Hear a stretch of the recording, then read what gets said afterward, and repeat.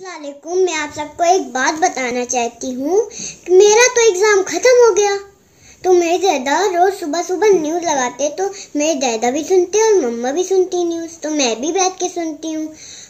मुझे कितना वो लगता है कि दिल्ली में कितने लोग लड़ रहे हैं और झगड़ रहे हैं। ऐसा थोड़ी होता है। स्कूल में बड़े लोग को समझाते हैं कि स्कूल में लड़ा नहीं जाता है, ठीक से रहा जाता है, और आप ही लोग लड़ रहे हो। ऐसा थोड़ी होता है। आप लोग लड़ो और हम लोग को समझाओ, ऐसा थोड़ी होता है। आप लोग लड़ोगे तो हम लोग को भी बुरा लगेगा, है ना। तो मेरी बात अभी खत्म नहीं हुई, मेरे पास अभी बहुत ढेर सारी बात है।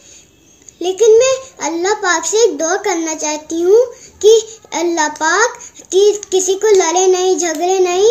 मैं एक लोग को नहीं कह रही हूँ, मैं सबको कह रही हूँ कि कोई लड़े नहीं, झगड़े नहीं। किसी एक लोग को तो मेरी बात समझ में आएगी। प्लीज़ किसी एक लोग को मेरी बात समझ में आए तो सबको बता दीजिए। अल्लाह पाक सबको वो चैन दे और अमन दे। या अल्लाह, जिसका घर जला है, जो मरे हैं, वो को सब्र देना। और या अल्लाह, और दिल्ली में शांति करवा देना। कोई घर नहीं जले, कोई लोग बीमार ना हो, कोई लोग नहीं मरे।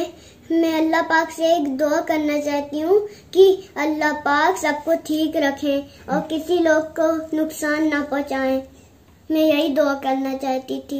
या अल्लाह सबको ठीक रखना। हमें देख के कितना अफसोस होता है कि कितने लोग का घर जल रहा है, कितने लोग एडमिट हो रहे हैं। कब ठीक होंगे ये लोग। या अल्लाह, हमको बहुत बुरा लग रहा है। सिर्फ एक लोग को मैं नहीं कह रही हूँ, सबको कह रही हूँ कि सब लोग ठीक हो जाएं और चैन और अमन दे।